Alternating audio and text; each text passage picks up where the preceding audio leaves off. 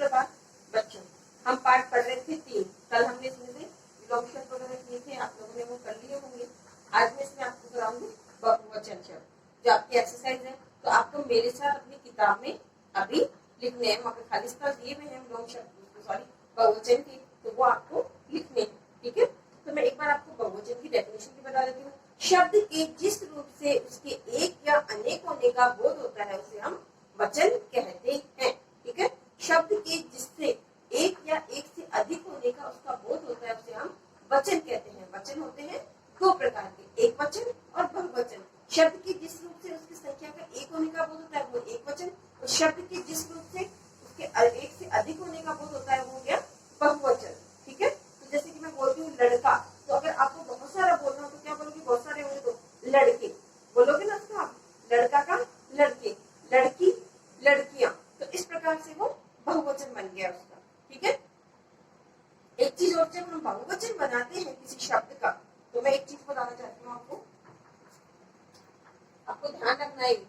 जैसे ये शब्द है आपका रानी, रानी है आपका एक वचन। अब इसमें आपके पास क्वेश्चन आ रहा है कि इसको आपको बहुवचन बनाना है, तो इसका नियम है ये कि जब इस रानी का बहुवचन बनेगा तो ये बड़ी की मात्रा किसमें हो जाएगी? छोटी ई में। किसमें बदल जाएगी? छोटी में बदल जाएगी। ये मात्रा किसमें बदल जाएगी? छोटी में बदल जाएगी। तो ये आपको ध्यान रखना है। अगर एक वचन होगा तो बड़ी की मात्रा होगी, और अगर बहुवचन होता है वो शब्द तो वो किसमें हो जाएगी? छोटी ई में बदल जाएगी। ऐसे इसमें बहुत सारे उदाहरण दिए गए हैं आपके। अब जैसे मैं एक लिखती हूँ शक्ति, अब शक्ति में तो ऑलरेडी छोटी ई की मात्रा है, तो इसमें कुछ भी चेंज नहीं होगा, ये बन गया आपका शक्ति।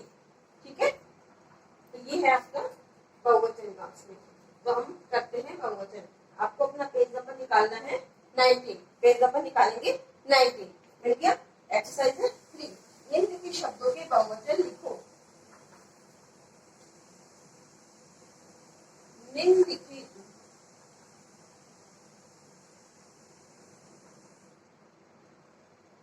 निम्नलिखित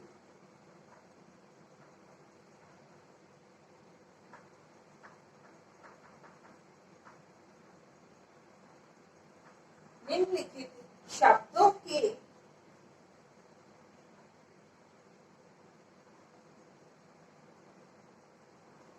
बहुवचन लिखो।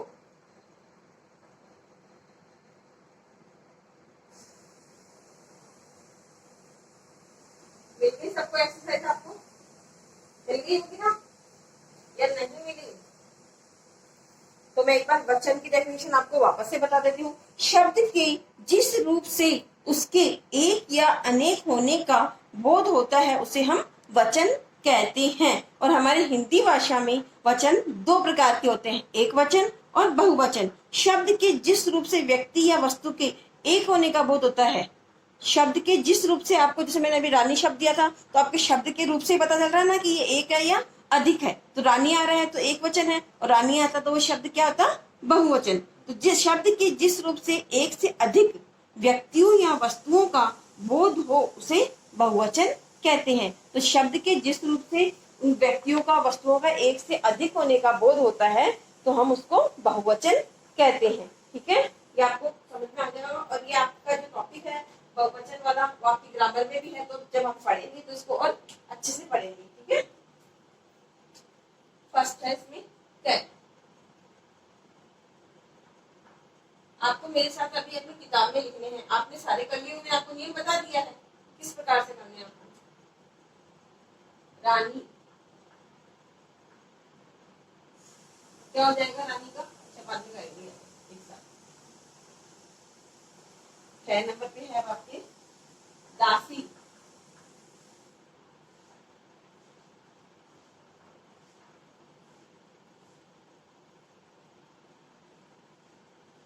दासी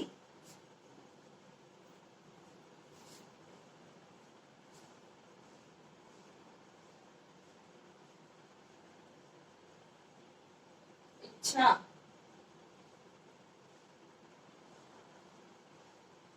सीमा,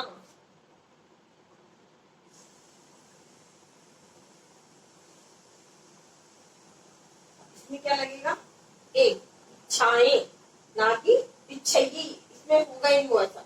तो यहाँ पे ये आएगा ना, ये आ वाला, तो उसको हम इसमें बदल देंगे ए में, उसके आगे लगेगा ए।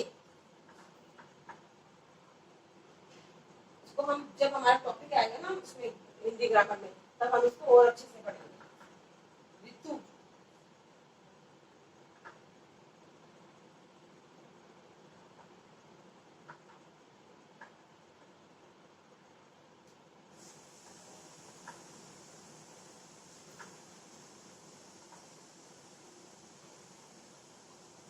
आवाज,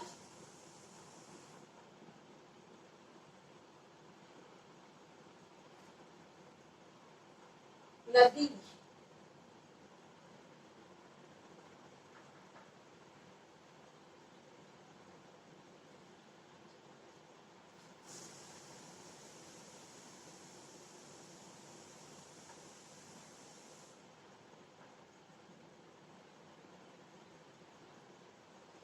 झोपड़ी, सखी,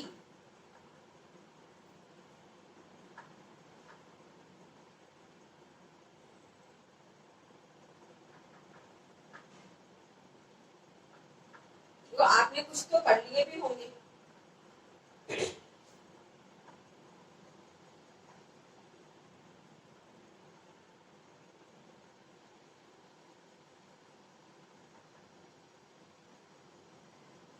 कर लिए होंगे ना।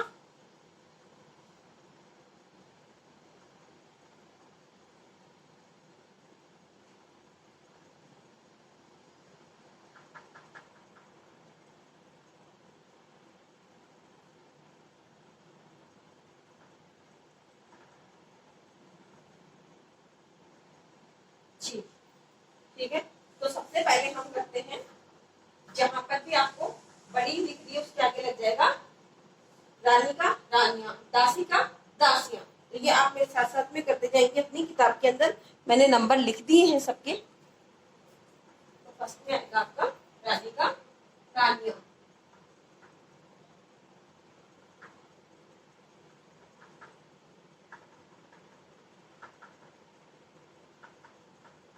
दासी का भी इसी प्रकार से,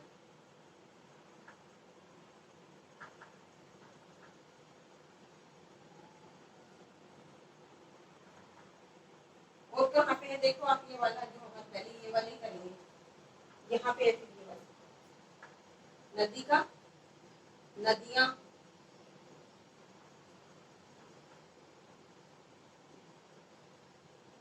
झोपड़ी का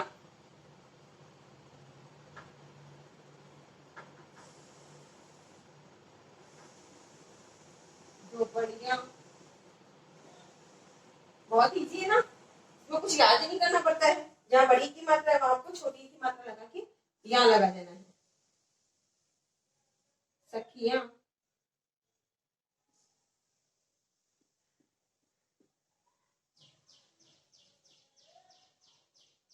चिंगारियां,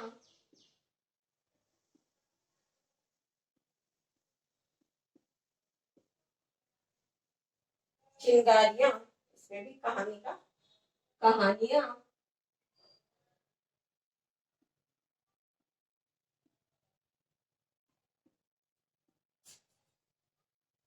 हमने ये कर लिए। अब हमारे बच्चे इनमें क्या लगेगा, इच्छाएं, एक ही मात्रा लगेगी इसमें, इसको बहुवचन करेंगे तो हम क्या बनाएंगे, इच्छाएं, इच्छाएं बन गया। इसका सीमाएं,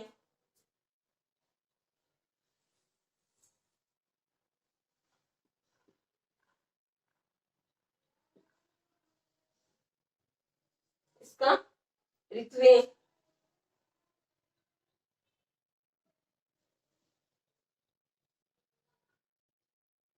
ऋतुएं। अब हमारे बच रहे हैं सिर्फ दो। अब इसमें ना तो आवाज आएगा ना आवाजें आवाजें, ये हो ही नहीं रहा ना, तो इसमें आएगा ए जोड़ेंगे, इसमें क्या जोड़ेंगे, ए, क्या बन जाएगा, आवाज का आवाजें,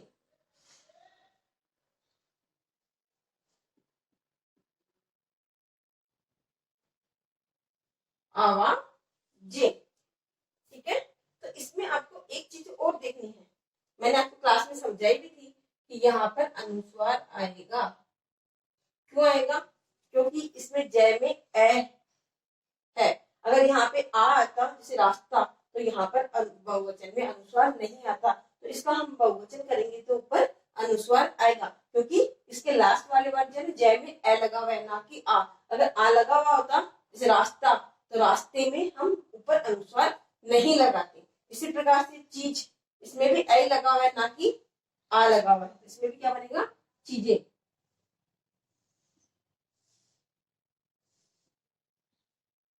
तो ये हमारे बहुवचन हो गए हैं। आपने अपनी किताब में लिख लिए होंगे, अच्छे से लिख लिए ना? एक बार मैं इसका दोहरान कर देती हूँ। निम्नलिखित शब्दों के बहुवचन लिखो। ठीक है, निम्नलिखित शब्दों के बहुवचन लिखो। रानी, रानियां। दासी, दासियां। इच्छा, इच्छाएं। सीमा, सीमाएं। ऋतु, ऋतुएं। आवाज, आवाजें। नदी, नदियां। झोपड़ी, झोपड़ियां। सखी, सखियां। चिंगारी, चिंगारियां। कहानी, कहानियां। चीज, चीजें। तो ये हो गए हैं हमारे बहुवचन। तो आप लोगों ने भी अपनी किताब में लिख लिए होंगे। इसके बाद में आपका किताब का पेज नंबर आपको निकालना है 20। पेज नंबर आपको निकालना है 20। ये सिर्फ आपके पढ़ने के लिए है। भिखारी कौन? तो मैं एक बार इसकी आपको रीडिंग कर देती हूँ, तो ये आप पढ़ लेना। एक बार एक महाराजा जंगल में शिकार खेलने गए। वहां उन्होंने देखा कि एक साधु अपनी कुटिया के बाहर ध्यान मग्न बैठे हैं। उनके चेहरे पर अपार शांति और तेज है। महाराज वहीं रुक गए। वे साधु के पास गए और उनके चरण स्पर्श किए। साधु ने आंखें खोली और राजा को आशीर्वाद दिया। फिर दोनों में वार्तालाप होने लगा। थोड़ी ही देर में महाराज साधु से इतने प्रभावित हुए कि उनसे कुछ उपहार स्वीकार कर लेने का आग्रह करने लगे। साधु ने कहा, मुझे किसी चीज की कमी नहीं है। वृक्ष खाने को देते हैं, नदियां जल देती है, गुफाओं में मैं शयन करता हूँ। शयन मानी सोता हूँ। महाराज बोले, मुझे संतोष देने के लिए कि मेरा आतिथ्य स्वीकार कर लें। साधु महल में चलने को तैयार हो गए। वहां पहुंचकर साधु ने देखा कि महल सोना, चांदी, हीरे, जवाहरात आदि से परिपूर्ण है। महाराज बोले, जरा ठहरिए, मैं भगवान से प्रार्थना कर लूं। वहीं एक और मंदिर बना था। महाराज मूर्ति के सामने सिर झुकाकर प्रार्थना करने लगे, हे ईश्वर, मुझे और धन संपत्ति दो, मेरे राज्य का और विस्तार करो। यह सुनकर साधु खड़े हो गए और चलने लगे। महाराज ने पूछा, महाराज इतनी जल्दी क्यों जा रहे हैं? अभी तो मैंने उपहार स्वरूप आपको कुछ ही नहीं दिया। साधु बोले, जो खुद भिखारी हो, मैं उससे कुछ कैसे ले सकता हूँ? अब मैं यहाँ नहीं रुक सकता। इतना कहकर साधु वहां से चल दिए। तो आपको ये अपनी रीडिंग करनी है इसकी, जो मैंने आपको ये पढ़ाया ना, ये सिर्फ पढ़ने के लिए है कि भिखारी कौन। तो आप इसकी रीडिंग करोगे अच्छे से कि आपको इसकी रीडिंग आती है या नहीं आती है। इसमें देखो कुछ हार्ड वर्ड्स हैं जो लिखने भी नहीं आते होंगे आपको। आशीर्वाद, वार्तालाप, स्वीकार, और भी इसमें कोई मूर्ति, प्रार्थना, उपहार स्वरूप। तो इसकी आप रीडिंग करके इसकी भी फोटो मेरे पास में भेजोगे और साइन के साथ में कि हमने ये रीडिंग कर ली है इसकी। तो इसको सिर्फ आपको क्या करना है? पढ़ना है और कुछ नहीं करना है इसका। ठीक है, ये सिर्फ कहानी है पढ़ने के लिए कि भिखारी कौन है। इसमें वो राजा के लिए बताता है कि राजा उसको उपहार स्वरूप कुछ देने के लिए अपने महल में लाता है, लेकिन वो खुद भगवान से मांगता है। तो महात्मा जी कहते हैं, तुम तो खुद मांग रहे हो, तो तुम मुझे क्या दोगे? तो इस प्रकार से वह उसको बोलता है कि मैं अब यहाँ पर नहीं रुक सकता हूँ, क्योंकि तुम तो खुद यहाँ पे किसी से कुछ मांग रहे हो।